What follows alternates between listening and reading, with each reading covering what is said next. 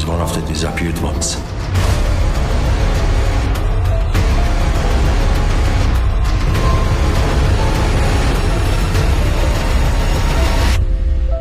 Bwana, karibu sana katika bonge moja la movie la Zero Dark Thirty. Bwana, hii ni movie kali ambayo imeshuka hivi karibuni 2026. Bwana, movie hii inaanza kwa kutuonesha kwamba tukio la kutisha na lenye huzuni mkubwa sana la mashambulizi ya kigaidi ya Septemba 11, 2001, ambapo sauti za simu za mwisho za watu walikuwa wakifa kwenye minara pacha inasikika gizani, zikiashiria mwanzo wa dhoruba kubwa ya kisiasa na kiusalama duniani.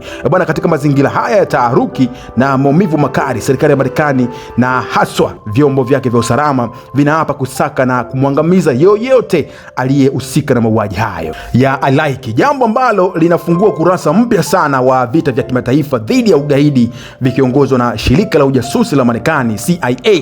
Ndani ya muktadha huu mgumu kabisa, hadithi inajikita katika safari ndefu sana yenye miiba na isiyo ya huruma ya upelelezi ambayo baadaye inachukua muongo mzima kabla ya kupata mafanikio yake ya mwisho yaliyotikisa dunia nzima. Bwana, katika kitovu cha simulizi hii yupo Maya, mchambuzi kijana wa ujasusi wa CIA aliyetumwa moja kwa moja kutoka katika misingi ya shule ya mafunzo hadi kwenye chumba cha mateso na mahojiano nchini Pakistani, ambapo mchezo wa kuokoa maisha ya mamilioni ya watu ulikuwa ukichezwa gizani. Bwana, Maya anawasili akiwa na mtazamo mkali na usiokubali kushindwa, akiongozwa na Daniel, mtaalamu wa mahojiano aliyekuwa akitumia mbinu ngumu sana za kutisha na kupata taarifa kutoka kwa wafungwa wa Kiislamu waliokamatwa na kuhusishwa na mambo mengi sana kigaidi katika mtandao mkali sana wa Al-Qaeda. Bwana, licha ya kupata mshtuko wa kwanza kutokana na mazingira ya ukatili yaliyokuwepo kwenye vituo hicho cha siri, Bwana Maya haraka anajizoea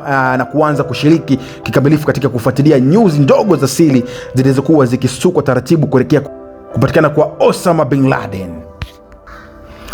Bwana, kazi ya Maya haikuwa rahisi, kwani alikabiliana na ukuta mkubwa sana wa mashaka kutoka kwa wakuu wake wenyewe ndani ya CIA huko Ragley, ambako walionekana kuchoshwa sana na miaka mingi kutokupata mafanikio ya kuamini kuwa Osama bin Laden alikuwa amejificha katika mapango ya milima ya mbali sana huko Pakistan, Afghanistan. Bwana, hata hivyo Maya alitumia uwezo wake wa kipekee sana wa kuchambua data, kusoma ripoti za siri zisizo na idadi na kuangusha matukio madogo madogo ya kifedha na mawasiliano ili kujenga hoja thabiti kwa adui. Huyo mkuu akuishi kwenye mapango ya polini, bali alikuwa amejificha katikati ya mji salama. Bwana, imani yake isiyotikisika ilimfanya apambane na mfumo mzima sana wa kiurahisi ulikuwa ukimbeza na kumtaka achane na mawazo hayo ya kichaa, huku yeye akiendelea kusisitiza kwamba mtandao wa wajumbe wa siri ndio ulikuwa ufunguo pekee wa kufika kwenye maficho hayo ya Osama bin Laden. Bwana, uchunguzi wa Maya ulipata pigo kubwa na la kutisha lililotikisa ofisi zote za ujasusi duniani wakati milipuko ya kujitoa muhanga ilipotokea katika kambi ya siri ya CIA nchini Afghanistan na kuwaua wataalamu wengi waandamizi waliokuwa wakishirikiana naye kwa karibu sana katika operation hiyo ya kusaka Al-Qaeda. Bwana, tukio hili liliacha simanzi kubwa sana na hofu na hasira zisizoelezeka ndani ya moyo wa Maya, ambaye alinusurika kwa bahati mbaya kabisa kwenye shambulizi hilo lililomfanya akiwa peke yake katika mstari wa mbele bila marafiki zake wa karibu. Bwana, badala ya kumfanya akate tamaa au kuogopa msiba huo, ulimwaga mafuta mengi sana kwenye moyo wa hasira yake na kizalendo na kumfanya ajitoe muhanga kwa 100% kuhakikisha kuwa mpango wake unakamilika bila kujali gharama na maisha yake binafsi. Bwana, Maya baada ya kupoteza wenzake, Maya alipewa rasilimali zaidi na uhuru wa kioperation na mkuu mpya wa kitengo chake. Bwana, jambo lililomwezesha kuongeza kasi ya msako kupitia njia za kisasa na kiteknolojia na ufuatiliaji wa simu za satellite za watu walikuwa wakimhudumia mtu mmoja wa siri aitwaye Abu Hamad. Bwana, Kuwaiti, Abu Hamad alikuwa ndiye mjumbe pekee aliyekuwa akiwasiliana na Osama bin Laden moja kwa moja bila kupitia mfumo wa kawaida wa internet internet au mawasiliano ya umma, jambo lililomfanya awe kipaumbele kikubwa sana zaidi kwa CIA.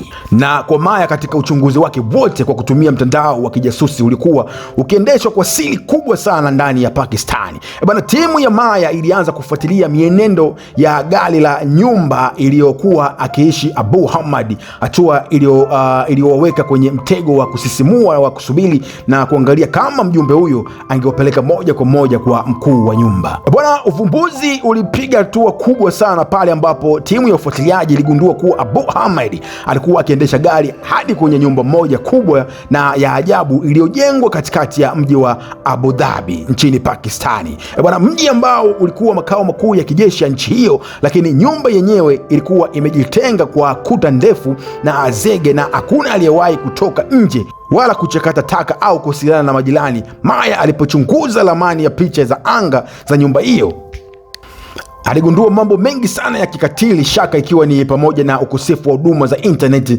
na simu mbaya. Bwana, matumizi makubwa ya kuchoma taka ndani ya ua badala ya kuzitoa nje, na idadi ya watu walikuwa wakiishi ndani ambayo haikuendana na ukubwa wa familia ya kawaida. Bwana, hapo ndipo Maya alipohisi kwamba 100% kuwa amepata kile alichokuwa akikisaka kwa miaka 12. Bwana, kwamba Osama bin Laden hakuwa mbali na eneo hilo.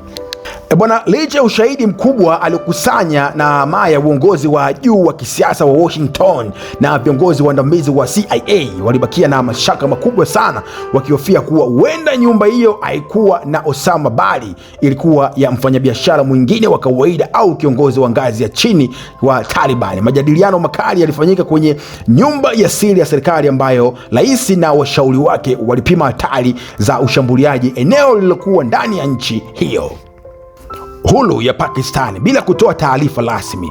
Bwana, jambo ambalo lingeweza kuzua vita na diplomasia endapo ingegundulika kuwa walikosea shabaha. Bwana, Maya alisimama kidete na kuwataka viongozi hao wamwamini kwa sababu alikuwa na hakika ya 100%, kauli iliyomfanya aonekane kama mtu mwenye msimamo mkali kupita kiasi, lakini pia ikamlazimu wakuu hao kuanza kupanga mipango ya utekelezaji wa operesheni hiyo ya hatari. Bwana, baada ya mvutano mrefu wa kisaikolojia na kisiasa, mamlaka ya mwisho ilitolewa na rais wa Marekani kuruhusu kikosi maalum cha jeshi la wanamaji la Marekani kilichofahamika kama DEVGU Navy Seals Team 6 kujiandaa kwa ajili ya uvamizi wa usiku wa manane katika nyumba hiyo ya Abu Dhabi. Katikati ya wiki hii zilizotangulia operation hiyo, kikosi maalum cha askari kilijenga mfano kamili wa nyumba hiyo kwenye jangwa moja la siri nchini Marekani na kufanya mazoezi ya kufa na kupona kwa ajili ya kwenda kumkamata Osama bin Laden.